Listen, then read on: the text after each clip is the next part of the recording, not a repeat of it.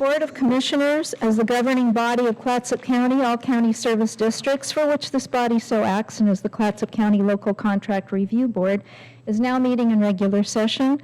Please join us for the flag salute.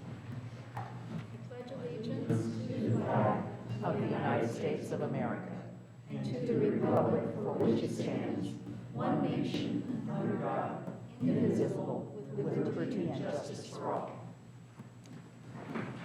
May we have the roll, please? Commissioner Webb? Here. Commissioner Nebaker? Here. Commissioner Kula? Here. Commissioner Thompson? Here. And Commissioner Sullivan is ill. Sorry to hear that. Hope she's And better soon. I spoke to her yesterday, and I said, no, go Hope ahead, share. rest. Yeah. Yeah, she sounded terrible. Told her to eat some of that Michigan honey straight from the jar. Yeah, that might help her throat. Okay, so next is the agenda approval. Move to adopt the agenda.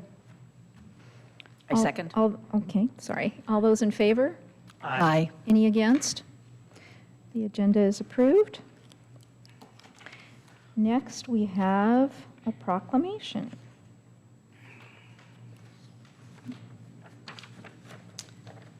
Because this is Veterans Services Week.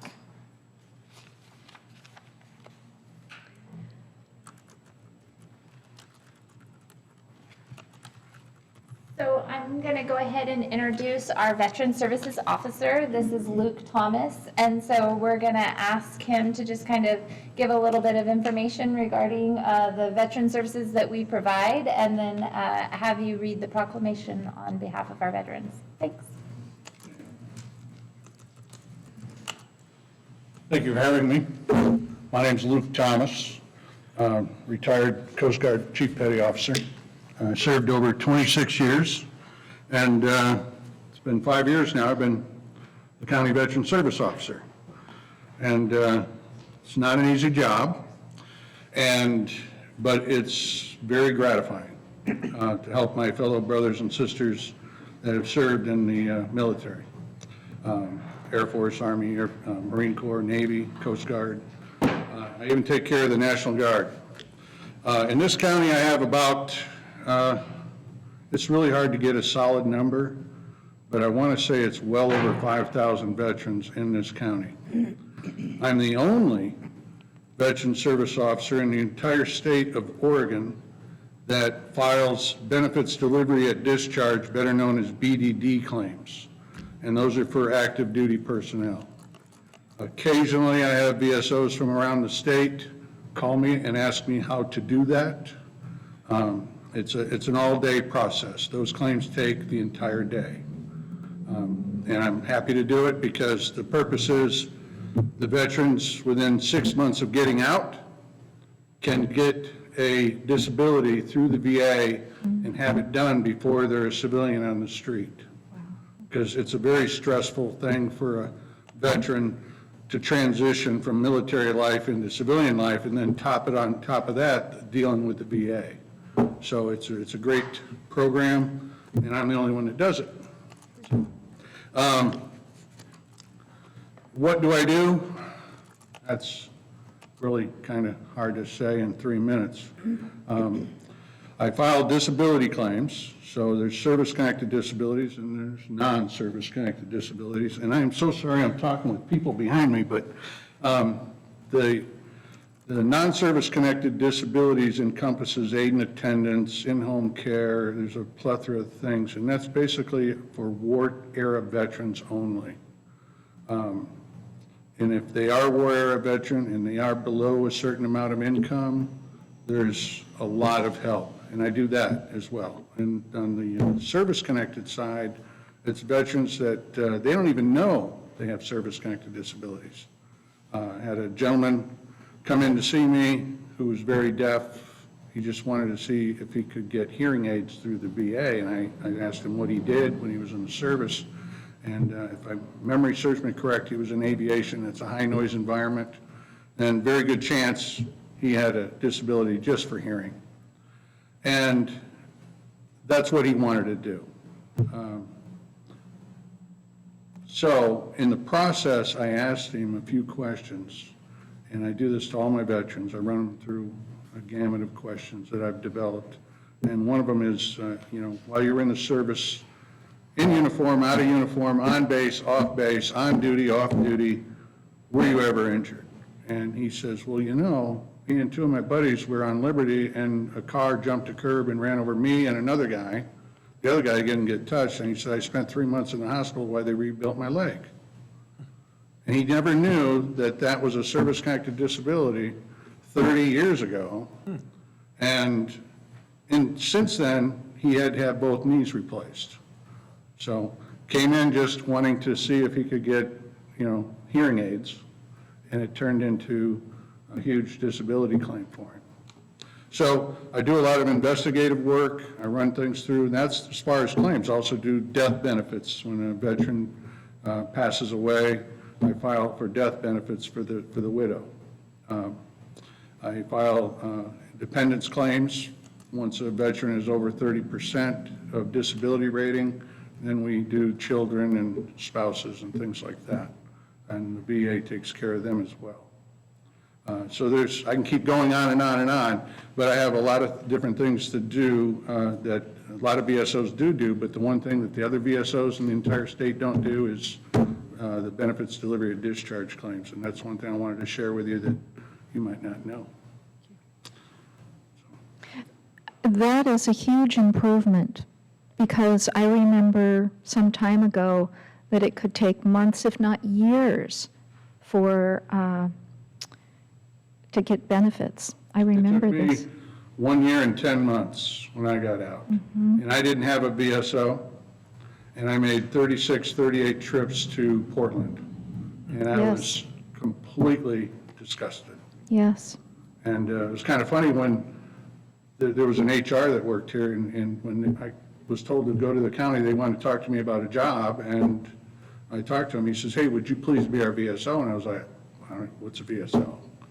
And he says, didn't you go through a VSO? And I told him no. And so he told me what it was, and I said, yeah, I'll do it, because I don't want another veteran going through what I went through.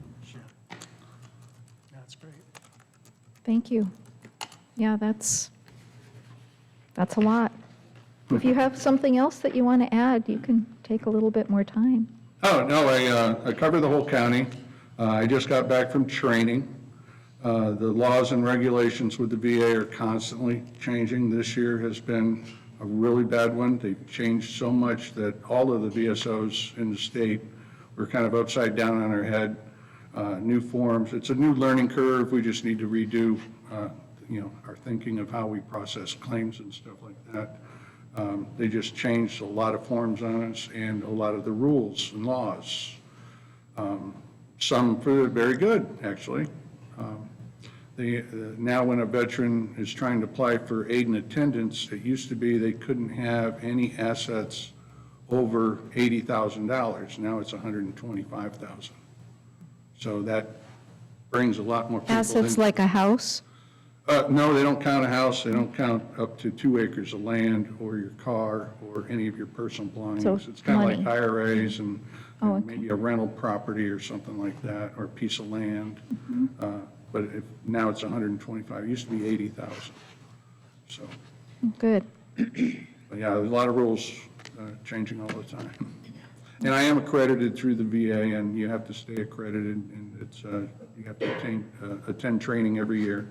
And I just got back from that, actually. Okay. Thank you for that information. You're welcome. Anything else? Proclamation. Yes, the proclamation. Okay. The Board of County Commissioners for Clatsop County, Oregon, in the matter of proclaiming November 10th to the 16th, 2019 as Veteran Services Week.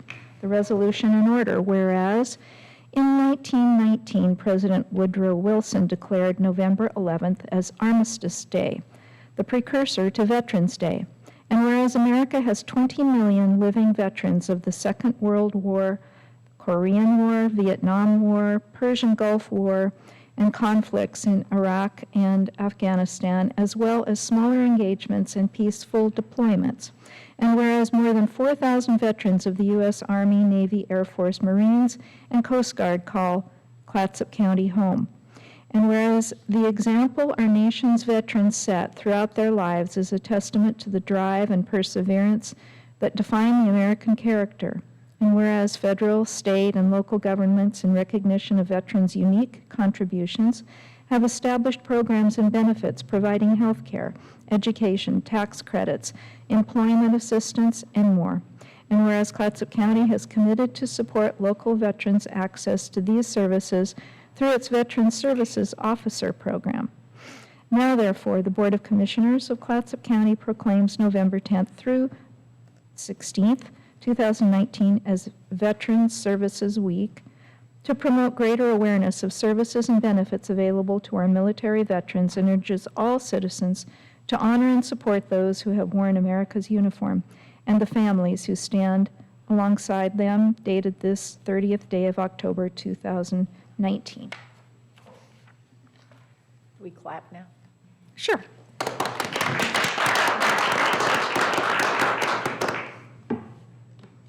My father was a World War II veteran. He was wounded twice. He was a prisoner of war. I know what war can do to people. And I'm so grateful that now we have much better services for our veterans. There's something else, may I say? Yes. This has just happened about a month or two ago. It was passed from the VA in Portland that the North Coast CBOC at Camp Rylea, they're going to be expanding that. And if they cannot do that at Camp Rylea, then they're going to be looking at land and building a much bigger facility here in Clatsop County. Good news. Okay. All right. I see no business from the public. We're going to have a short meeting, I think. Maybe it'll be a record. Okay, moving on to the consent calendar. Move adoption of the consent calendar, Madam Chair. Second? Consent calendar has been, the motion has been made and seconded. All those in favor? Aye. Aye. Any against? The consent calendar is approved. Now we have our liaison reports from the commissioners. Commissioner Webb? Okay, I've had a busy, how long has it been? 3 weeks? I attended a very interesting session that I was only notified about from AOC at the very last minute that was called the First Oregon Infrastructure Summit.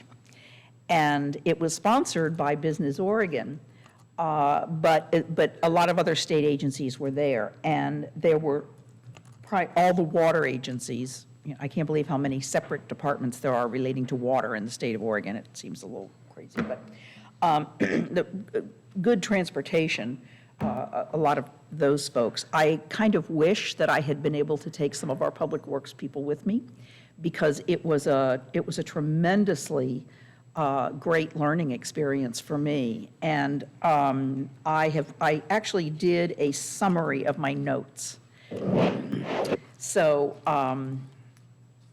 go to it. I'm not going to read them to you now. Oh, swell. It was a terrific 1.5-day session, and they're going to do more of them.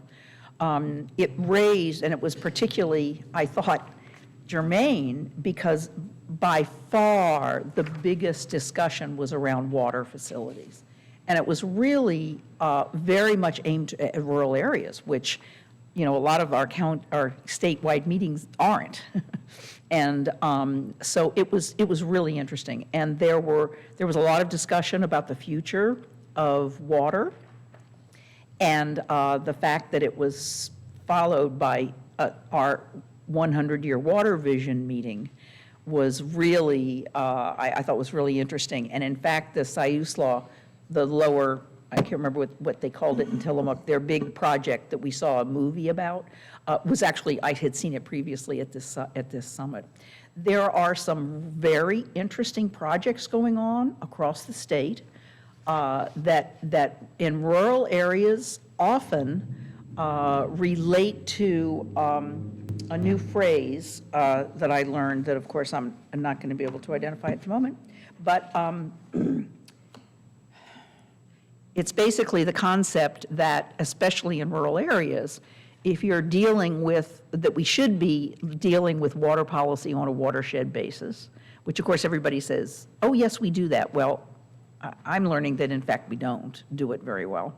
And that as climate change gets closer and closer, we have to start looking at water systems and at issues like conservation and desalinization and thinking of our watersheds in a systemic way so that we think about capturing the water, conserving the water, using the water, and then reclaiming it. And so everybody's kind of thinking in these systemic ways, and it was really, really just I got a lot from it. It was taxpayers' money well spent, and so I've given you. There was the keynote speaker. Besides being an absolute double of one of my nephews. I mean, when I saw him, I thought, what's Mason doing here? But he's a PhD Harvard guy. And just like my nephew, he's brilliant and a very bad communicator. But he had some terrific articles that he referenced that he has written. And so I gave you his name. If you Google him, he has a new article out in the September issue of Science Magazine that I thought was just fascinating about how we ensure resiliency in our infrastructure. And as I say, he's obviously super bright, and it was a little deep and thick, but it was well worth. How do you find that article? It just Google his name. I put it in a footnote. I see, okay. Okay, then there was our vision. We went, several of us, were you going to talk about that, Leanne, or? Go ahead. The state is doing a 100-year water vision, which is getting together all these disparate agencies. And they did a North Coast kind of meeting that 3 of us and the county manager attended. And it was very interesting. It was great that there were so many different people at the table, lots of county commissioner interest. I enjoyed it very much. I think everybody did. We have now asked Chris Farrar, who is a retired hydrologist, to attend the all-day workshop, the technical workshop. And actually, I've talked to a couple of other people who were at the Tillamook meeting, Jed Arnold with Hampton Lumber. He's also going to be going to that. So I think these are guys who know what the subject is about. And they've promised to report back. So I think this is something we need to watch. I think it's something that maybe we need to engage some of our staff in to track the process. It's at least a year-long effort, the way I see it. And so I think it's something that we really need to be engaged in. In the midst of all this, there was an opioid summit that was sponsored by our CCO.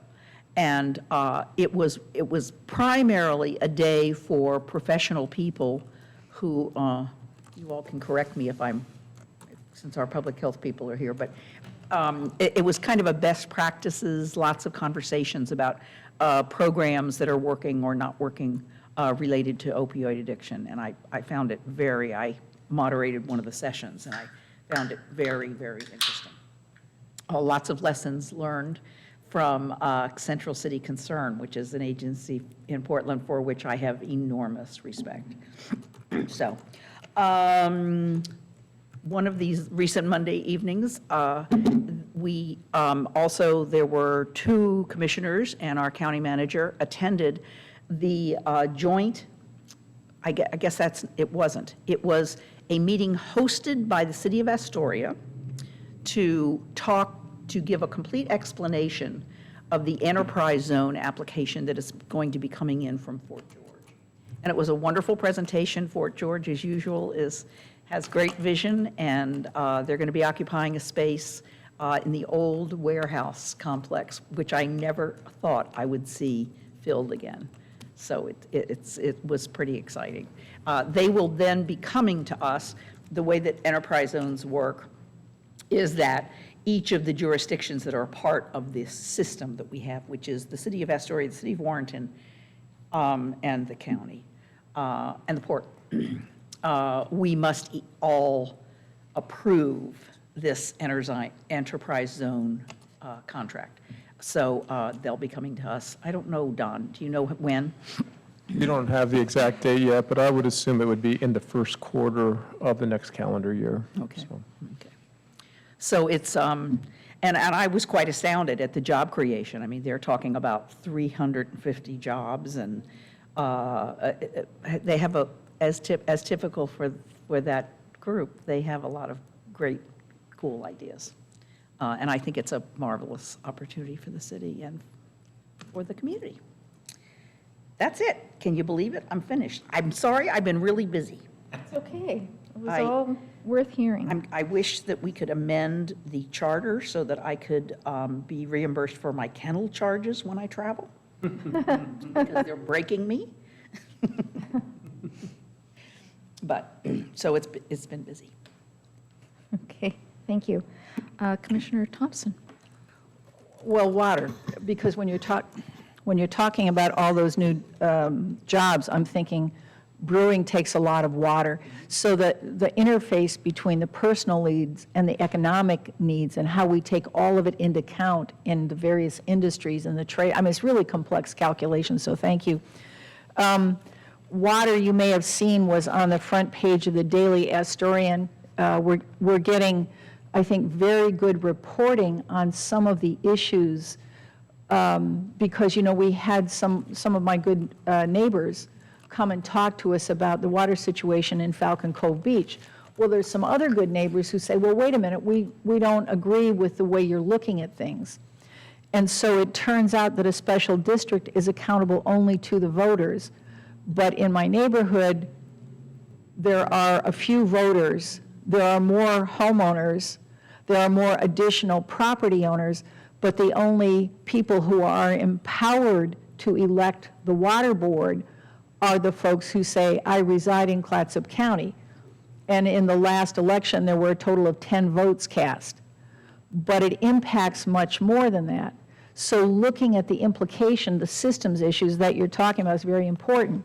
So I appreciate that. And that conference that we went to, the 100-Year Look at Water, I've already talked to a couple of people because there was someone there who is part of AOC's septic system loan program.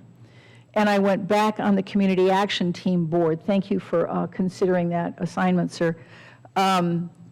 So I'm back on the Community Action Team board. I'm vice chair of the board and a bunch of committees related to it because it's familiar territory and they know I'll be there.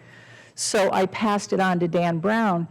There's a bunch of money that came through the last legislature for housing, went to Oregon Housing and Community Development to be the conduit for all of that state money, but it comes down through the community action agencies. Now, housing has been spun off in Clatsop and Tillamook counties. This is where it gets complicated. So again, we're looking at systems issues because we have federal and state money coming in, including for veterans. So how do we understand these systems? So in terms of our county manager's bucket list, I want to put that in there too, because I like to give him bucket list materials. A bunch of money came in for that. The second thing that the Community Action Team deals with is Head Start programs. Well, I appreciate your indulgence tonight in moving our meeting up because we do have the child care task force, rather.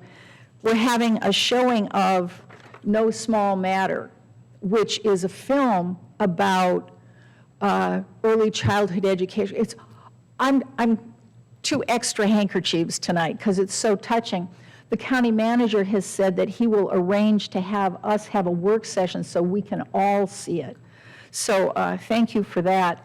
But the Student Success Act, it's $1 billion, $1 billion coming to various educational, preschool, community development. Okay, so we've got a bunch of new tax money that's coming in.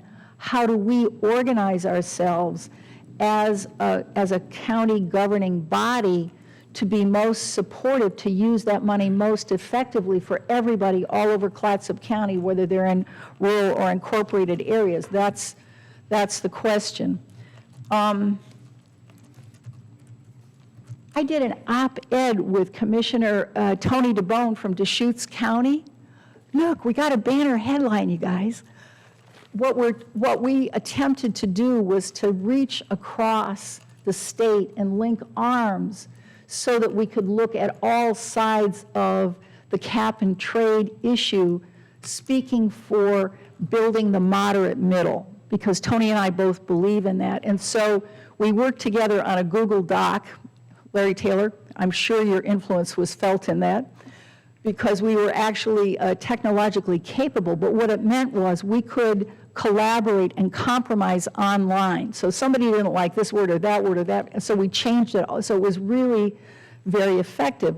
So I hope as we're looking at systems, we're thinking about collaboration using the best technology among ourselves, because Teresa tells me she's going to start sending out Outlook invitations that'll populate calendars. So all of that to use our time well so that we can really use ourselves to look at the complex policy issues that are involved in this. AOC's conference is in November. I've declared myself running for second vice president. Clatsop County has not had a president of AOC since 1970, and that was the only time we've done it. So what we're looking to do, again, is to make Clatsop County more visible, more credible, and more effective, because the more we're out there in the world, the better able we're going to be to bring home money to help do things for folks in Clatsop County, individuals and businesses. So thank you. I'm going to scoot out the door shortly. Maybe we'll get through the agenda. I'll stop talking. Thanks. Commissioner Quila. Well, appreciate the Veteran Service Officer being here this evening, and certainly appreciate, we're very fortunate to have you working hard on behalf of our veterans in Clatsop County. And my dad was served during the Korean War. He's actually on his way over when the war ended, so he didn't have to see any combat, but certainly I know that he and all of his fellow officers and fellow military appreciate your efforts and what you're doing. So thank you so much for being here. And I really appreciate the report that Commissioner Webb put together. I sit on the Oregon Department of Fish and Wildlife Fish Passage Task Force, and we actually met in Salem on October 18th. And that is a really interesting group to be a part of. We've got a lot of conservation stakeholders. We've got some from Pacific Power. We've got some that are kind of in the middle, and we're trying to develop priority lists and try to develop now the rules, and actually tweaking the rules that will be implemented on projects on tide gates, levees, all kinds of these water infrastructure projects all over the state. So appreciate the notes and everything, and I wish I would have been able to make the Tillamook meeting. Hope to make a future one, because these are all these land use issues versus aging infrastructure and development. Of course, fish passage and and watershed enhancement projects are all going to be on the forefront in the years to come. So appreciate any more information I can get on that. And I'm kind of working with the City of Warrenton as well, because they're looking for some funds from the Infrastructure Finance Authority, the recent appropriation, $15 million for levee improvement projects, and also for tide gates, $6 million that was set aside for tide gates. So that will be we'll be watching closely how the rules develop on those, because I know that they're working on developing a set of criteria for administrating those funds at the beginning of next year. So appreciate getting more information always. I don't have anything other than I'm meeting with the Fair Board next Tuesday, so that's the next meeting. I'll report at the next county commission meeting. Okay, thank you. Okay, so I attended the Arts Council for Clatsop County. Finalization of plans for the Arts Summit, November 12th, I believe. Yes. The Arts Council is carefully, thoughtfully planning this event, which is the first of its kind in our county. And at the end, a survey will be taken, asking for feedback and suggestions for a future summit, and the results will be presented to the Board of County Commissioners at a future meeting. Teresa, maybe you know this. I got an email which kind of referred to that Oregon Art Beat was perhaps going to cover it. Oh, I hadn't heard that. That wasn't brought up yesterday. We had another meeting yesterday and nobody Right. had brought that up. I just saw an email go back and forth between the chair and one of the council members, but I'm not sure that's Okay. really accurate, but it sounded, It could be. I know they've been really pushing the media piece and Wouldn't that be our chair was on the radio today and Yeah. spoke about it. Okay. so. I don't know for sure, but Cool. well, okay. So, so I did that, and then I also attended the CREST meeting, speaking of water, which was fascinating. Tom Josephson, who's the Senior Habitat Restoration Project Manager, he's soon going to become the CREST Habitat Program and Project Manager.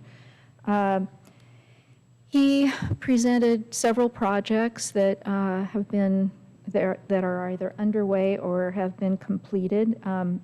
Most of them are upstream, Savi's Island, but it was just fascinating the work that they do, and they know so much more now. With culverts, tide gates, invasive vegetation, invasive species, they understand these things so much more. The studies for those particular projects took 4 years, and some of them take longer. Most of them take at least 3 years, but in any case, what I understand is the study takes a long time, and then the work itself goes fairly quickly. One of these required a bridge, a 96-foot concrete beam or span, which was very interesting to watch how that's done, because if it's turned on its side, if anything happens to it, it's lost. And these things take place through partnerships like Bonneville, which funds CREST with $3 million a year. And for Savi's Island projects, Multnomah County. I know that our county helps with CREST. We're part of that. We saw, CREST is assisting Gearhart for a study in managing invasive weeds in the dunes. That's been an ongoing problem that has started. Actually, I started this many years ago when I was on the homeowners board to let's get volunteers to cut the ivy on one area ridge path because it was choking the trees, and also cut the broom, the Scotch broom on the dunes. Back then it was sort of manageable, but then it kind of lost momentum. I wasn't there anymore, and the Scotch broom just proliferated. I mean, it took over everything. And now the city worked with the North Coast Land Conservancy and the state. And so, in any way, so now it's much more successful. I've noticed, well, the Scotch broom is very invasive, so it's coming back. But I was really glad to hear that CREST is going to be helping, so I'm sure that's going to take it up a notch. Okay, that's all that I have, and county managers report. Chair, Nebeker, members of the board, just a couple of things quickly. Clatsop County Emergency Management will be sponsoring a speaker on November 22nd at the Liberty Theater and November 23rd at Seaside Convention Center, and that is Steve Eberlein, who is an earthquake expert, TED Talk speaker, and so he'll be joining us 6 to 8 p.m. at Liberty Theater on Friday, November 22nd, and 10 to noon at Seaside Convention Center on Saturday, November 23rd. So the second is just a reminder. Excuse me, would you send out an email to us about that? Absolutely. Thank you. And then the second is just a reminder and to let the public know that there will be a work session next Thursday, November 7th at 12:30. It'll be in the 800 Exchange Building in the fourth floor conference room between 12:30 and 2. So. I think I've got that on my calendar, just to make sure. Okay. Okay, thank you.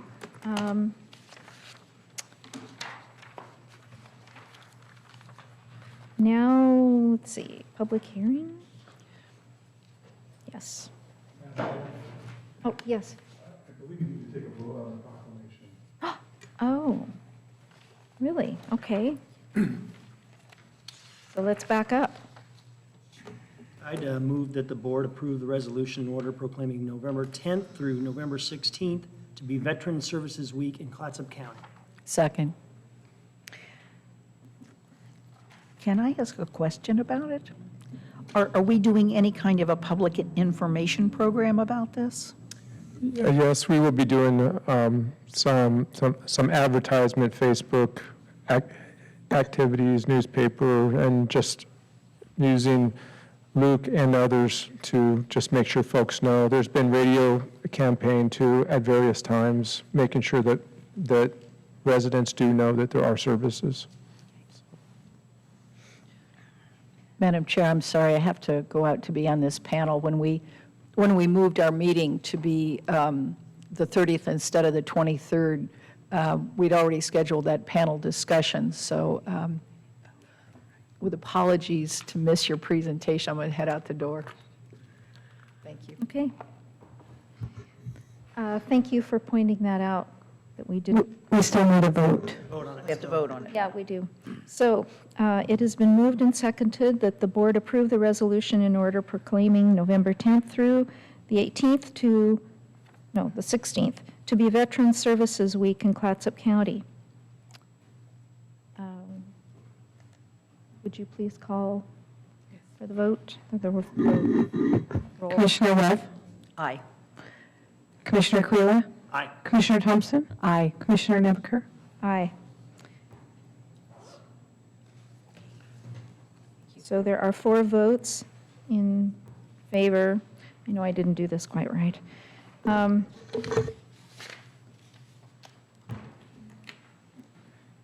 So it's passed. I'm sorry. Okay, forgive me. Now we have public hearing. Yes. Good evening, Commissioners.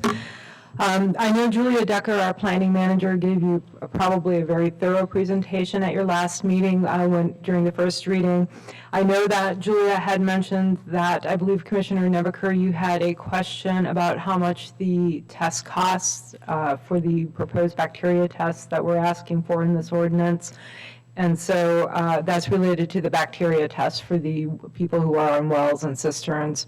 And the ordinance, if adopted, would require them to submit a bacteria test with their application. Julia had said that you had a question, so I did talk to Mike McNichol, the public health director. He said that those tests are about $50 each if someone is required to do it. He said that over the past 12 months, there's been about 5 to 6 instances when we've run into this. So it's not something that would be coming in necessarily with every application, but it may come in, maybe once every other month. So other than that, I'm here to answer any questions you might have about the changes in the proposed ordinance. And that basically concludes my report. Thank you. Questions? None. Okay, thank you. As usual, an excellent staff report from Julia. Yes. Pardon? As usual, an excellent staff report from Julia. Thank you. Okay, so now we take public testimony, right? Is this, so this Is is the this- second hearing? So is this correct? We take public testimony now? Yeah. Yeah. Right. So this is continuation of the public hearing on ordinance 2019-04, short-term rental ordinance updates. So you've given all the information? Yes, ma'am. Okay. Is there any public testimony? No? There's no public testimony. So we'll close the public hearing. Is a motion appropriate now? Yes. Okay. And this will be the adoption, because we've had the two public hearings? Yes. Okay. But we can have discussion if there is Okay. any. Okay, I move to adopt ordinance 2019-04, an ordinance adopting amendments to Chapter 5.12 Clatsop County Code to address processing and application requirements for short-term rentals within unincorporated Clatsop County, excluding Arch Cape, and conduct the second reading by title only. Second. Okay. It is moved and seconded that the board adopt ordinance 2019-04, an ordinance adopting amendments to Chapter 5.12 Clatsop County Code to address processing and application requirements for short-term rentals within unincorporated Clatsop County, excluding Arch Cape, and conduct the second reading by title only. Is there any discussion? Seeing no discussion, the question is that the board adopt ordinance 2019-04, an ordinance adopting amendments to Chapter 5.12 Clatsop County Code to address processing and application requirements for short-term rentals within unincorporated Clatsop County, excluding Arch Cape, and conduct the second reading by title only. The clerk will call the roll. Commissioner Quila? Aye. Commissioner Webb? Aye. Commissioner Nebaker? Aye. Okay, the vote is 3 in favor and 0 against. Motion passes. Thank you. You can read it, or am I? Well, it's been read several times, but I can read it. For the record. Ordinance 2019-04, an ordinance adopting amendments to Chapter 5.12 Clatsop County Code to address processing and application requirements for short-term rentals within unincorporated Clatsop County, excluding Arch Cape. Thank you. Now we move on to the business agenda and appointments for the local Public Safety Coordinating Council Committee. So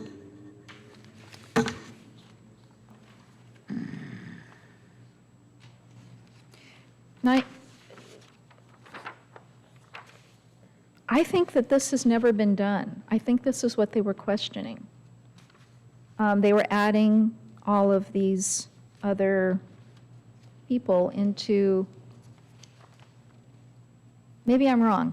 Could you come and, but I know there was some discussion that prior, these people had not been appointed, is that correct?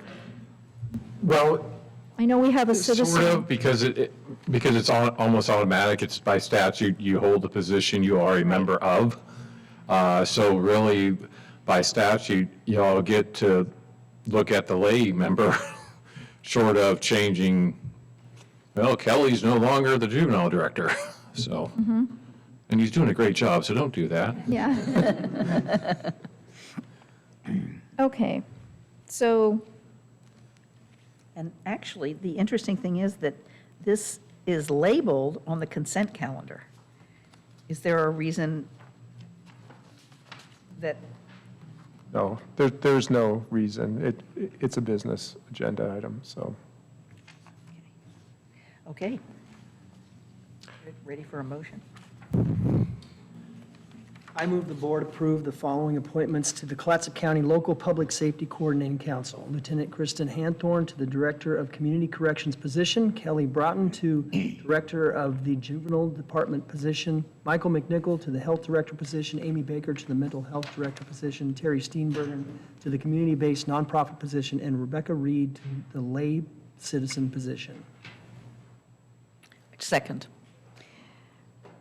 It has been moved and seconded that the board approve the following appointments to the Clatsop County Local Public Safety Coordinating Council. Lieutenant Kristen Hanthorn to the Director of Community Corrections position, Kelly Bratton to the Director of Juvenile Department position, Mike McNichol to the Health Director position, Amy Baker to the Mental Health Director position, Terry Steenbergen to the Community-Based Nonprofit position, and Rebecca Reed to the Lay Citizen position. Is there any discussion?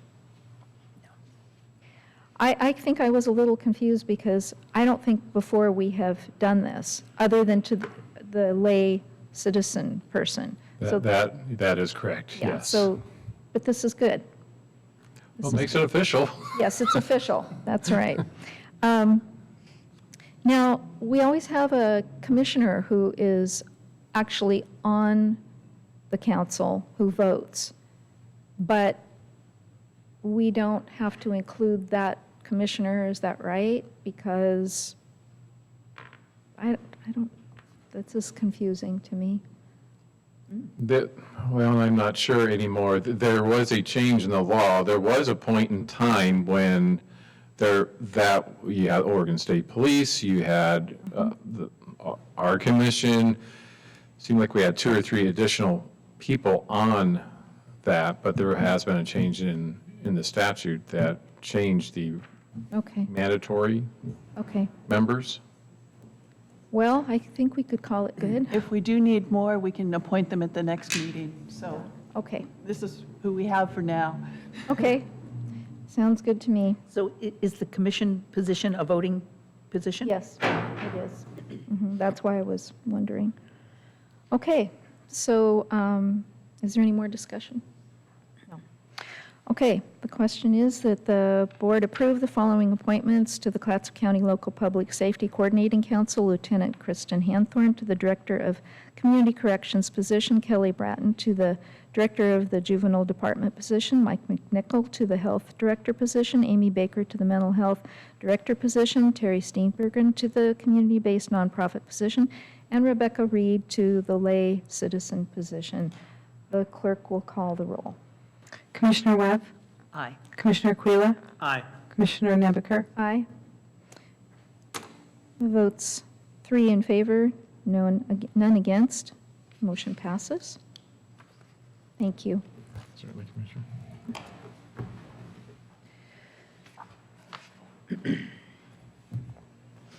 Okay, now we move on to the appointments to the Southwest and Elsie Jewell Seaside Rural Citizen Advisory Committee. And, oh, go ahead. Yes, staff. Sure. If you wanted to report or if you just Yes, had of any course. questions. We always Okay. like more information. Sorry. We've started to experience some attrition on our Citizen Advisory Committee panels. We had 2 people who resigned and 1 person who just never chose to partake of the process after he was appointed. So we did put out a call for applications for 2 of our planning area committees for the Southeast Coastal Citizen Advisory Committee and the Elsie Jewell Seaside Rural Citizen Advisory Committee. We received a total of 5 applications, 1 for the Southwest Coastal and the other 4 for the Elsie Jewell Seaside Rural Planning Area.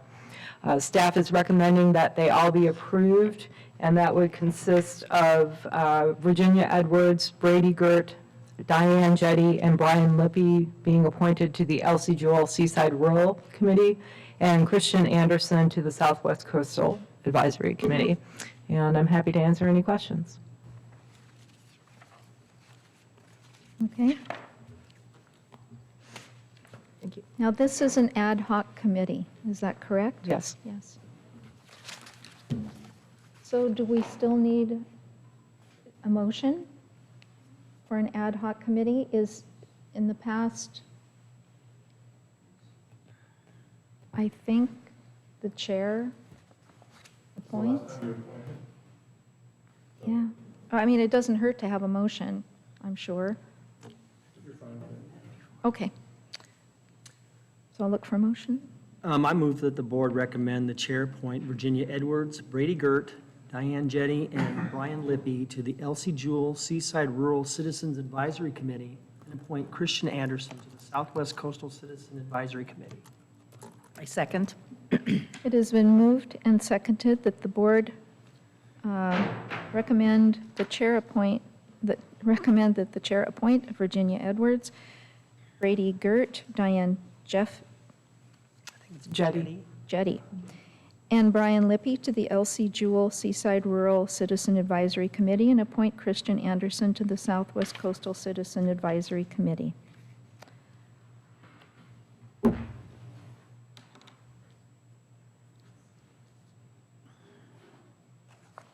Did I already ask for discussion? No. Is there discussion? Okay. The question is on the adoption of the board appointing the chair, the board appointing Virginia Edwards, Brady Gert, Diane Jetty, and Brian Lippy to the Elsie Jewell Seaside Rural Citizen Advisory Committee and appoint Christian Anderson to the Southwest Coastal Citizen Advisory Committee. The clerk will call the roll. Commissioner Aquila? Aye. Commissioner Webb? Aye. Commissioner Nebeker? Aye. Okay, there are 3 votes in favor, none against. The ayes have it, and the motion is passed. Thank you. Thank you. And next we have amending the date for continuation of a public hearing. Looks like things went faster than we had thought. Hello. Before you, you'll see here what we were thinking of doing after consulting with all of you and with County Manager Dawn and Monica and Heather Reynolds. We put this forward to you because we think we'd like to move ahead with the continuation of the meeting to move it closer instead of further out and have the meeting on December 11th to continue that and then have it closed so that we can move forward with a different version of the ordinance in the following same time. Any questions for staff? Sounds like a great idea to me. Yeah. Yeah, my own question is that the folks that came and testified, they would be notified, they know that the date is going to change. We can make sure when I have the list, we can send them out an email. At that meeting, we told people it was going to be January. So. And if I could just add that we will notify the folks who showed up, and also January 8th is also the second hearing, so even if for some reason someone couldn't make the December 11th, we will still have a hearing on the 8th, which is the date that it was actually scheduled for. Okay. Very good. Okay. I move that the board amend the date established for the continuation of the public hearing regarding ordinance 2019-03, licensing tobacco retailers from January 8th, 2020 to December 11th, 2019. Second. It has been moved and seconded that the board amend the date established for the continuation of the public hearing regarding ordinance 2019-03, licensing tobacco retailers from January 8th, 2020 to December 11th, 2019. Is there any discussion? Seeing none, the question is that the board amend the date established for the continuation of the public hearing regarding ordinance 2019-03, licensing tobacco retailers from January 8th, 2020 to December 11th, 2019. The clerk will call the roll. Commissioner Webb? Aye. Commissioner Aquila? Aye. Commissioner Nebeker? Aye. There are 3 ayes, no noes, so the motion is passed. Great. And I have one other quick thing for you. Yes. So the household hazardous waste facility is going to be paved this week. I'm So sorry, could you say The that? household hazardous waste facility is going to be paved this week. So we're getting really close to the end of this long ordeal. So I wanted to make sure that we're going to have a grand opening. So we'll make sure that we get out invitations to you to make sure you can come and do ribbon cutting and all that. So we're looking at our opening in the first week of December. Because we have to do a punch list and a bunch of other things. But it'll be mostly done probably by the end of the month. So Okay. Let's hope it's a day like today. we need days like this, otherwise it would be pushed off till the springtime. So. Oh, really? Oh, because you can get more done, of course. Well, no, because the paving company's all shut down for the winter, so then we're gonna be totally hosed, so Yes. The chamber has big scissors and ribbons, so. we'll come and borrow them, so, thank you. Cool. All right. Is there anything for the good of the order? Not from me. I just wanted to say, I like the format of the agenda and stuff, and being able to have bookmarks for each thing to click right to the section that makes it really simple, so. Yeah. I like that. Well, I just want to recognize staff for their great work on that, Teresa, so. Good job, Teresa. Thank you. Okay. Meeting's adjourned.